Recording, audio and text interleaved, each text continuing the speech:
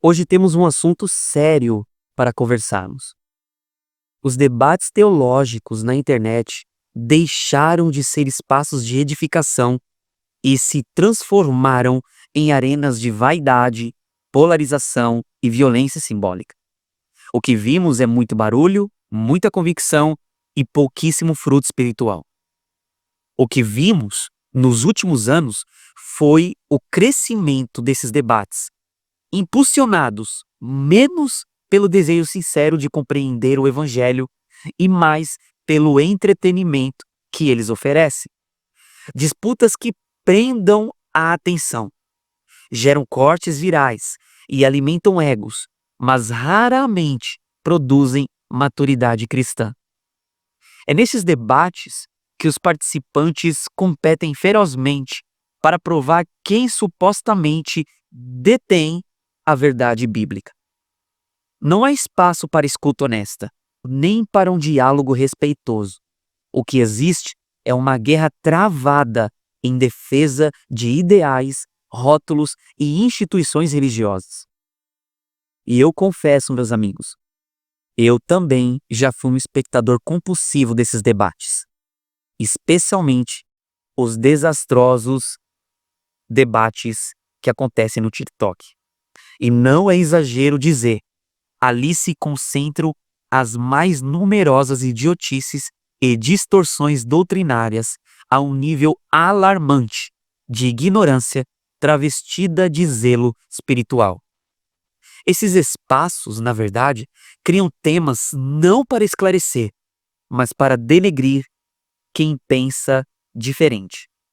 Questões profundas da fé são reduzidas a slogans e provocações rasas. Temas como Jesus é Deus, o segundo casamento é pecado, o Espírito Santo é Deus, calvinismo é heresia, ou até mesmo temas católicos como não há salvação fora da Igreja Católica, e outros temas como o diabo existe ou a trindade é pecado, e a lista poderia continuar infinitamente. É nesse cenário de polarização que surgem ainda grupos que não entram na briga apenas porque querem conflitos, mas entram para destruir tudo o que existe de bom senso na cristandade.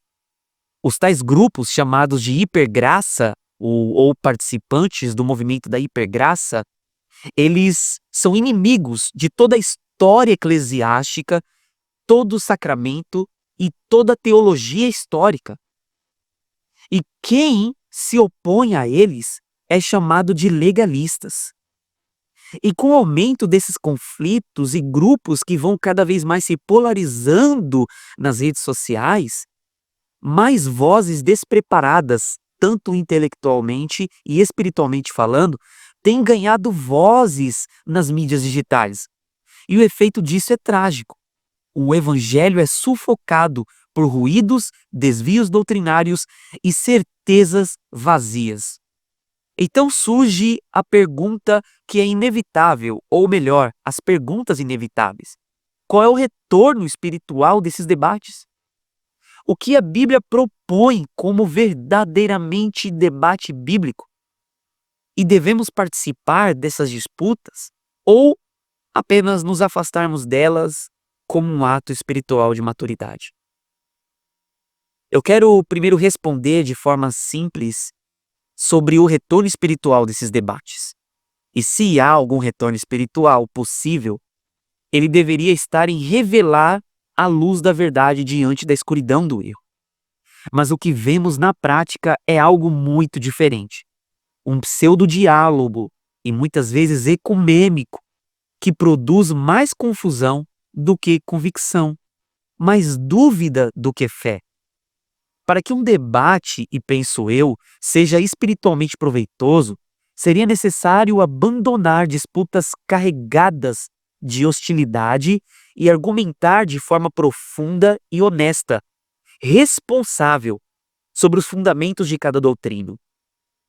Defender aquilo em que se crê de maneira lógica e racional é um dever de todo apologista. Mas aí surge um sério problema. como podemos confiar em um diálogo racional? Se há uma ampla evidência acadêmica de que o conhecimento prévio e os preconceitos, juntamente com as expectativas sobre determinado assunto, interferem diretamente no raciocínio. Muitas pessoas argumentam com extrema confiança, mesmo quando estão profundamente equivocadas. E claro, fazem isso como se fossem vítimas de uma verdadeira ilusão cognitiva. A razão humana, quando não iluminada pelo Espírito, ela é seriamente defeituosa. Bem, se assumimos que raciocinar é apenas aplicar lógica a um conjunto de premissas para extrair conclusões, então nada mais deveria interferir nesse processo. No entanto, irmãos, sabemos que isso não acontece. Emoções, identidade religiosa, interesses pessoais, tudo isso frequentemente distorcem o julgamento. E penso eu que para que um diálogo seja realmente racional, precisamos partir de um princípio de que raciocinar significa tirar conclusões a partir de premissas válidas e honestamente examinadas. Um exemplo clássico vai nos ajudar a ilustrar isso. Eu estou lendo um livro chamado A Arte de Argumentar, e neste livro o autor cita uma cena em que Sherlock Holmes está investigando um crime. E a cena é mais ou menos assim. Havia um cão no estábulo. Apesar de alguém ter entrado ali e levado um cavalo, o cão não latiu. É óbvio que o visitante era alguém que o cão conhecia bem. Holmes parte de duas premissas. A primeira, o cão não latiu para o visitante. E a segunda é que cães normalmente latem para estranhos. A partir dessas duas premissas, a conclusão lógica vem à tona. O visitante não era um estranho. O mesmo raciocínio poderíamos extrair das Escrituras. Há uma passagem no Evangelho de Marcos que Jesus ele diz ao paralítico: perdoados estão os teus pecados. E os escribas, eles reagem acusando Jesus de blasfêmia e perguntam: quem pode perdoar pecados senão Deus? Eles partem de duas premissas verdadeiras. A primeira é que nenhum homem pode perdoar pecados e os escribas estavam certos. A segunda é que somente Deus pode perdoar pecados e eles também estavam certos. A diferença é que Jesus não apenas argumenta, ele confirma sua autoridade com um sinal validando sua reivindicação. A cura estava atrelada ao perdão, como o perdão está atrelado à cura. Sendo assim, Jesus valida sua divindade naquele momento. E o que mais poderíamos falar sobre o debate? Bem, as propostas bíblicas sobre o debate poderíamos encontrar e tentar analisar em Atos capítulo 17, dos versículos 1 ao 3. Lá encontramos pelo menos dois princípios fundamentais para um debate genuinamente bíblico. O primeiro é que o debate deve ter caráter missionário. Lá no texto, Paulo disputou com eles.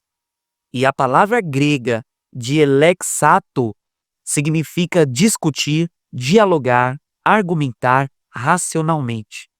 Mas o objetivo lá, irmãos, não era vencer uma disputa, era anunciar a Cristo. E o segundo ponto é que o debate deve demonstrar interesse real pela salvação. Paulo não busca vitória retórica, Paulo não está ali para ser vencedor. O texto vai dizer que ele expõe e demonstra termos que indicam explicação paciente, cuidadosa e pedagógica.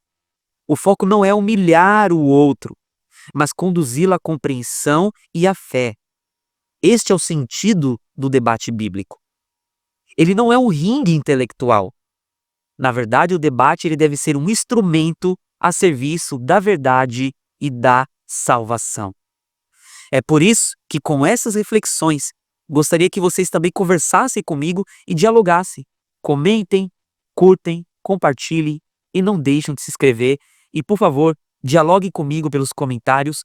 Vamos raciocinar mais sobre os benefícios e malefícios dos debates contemporâneos na internet.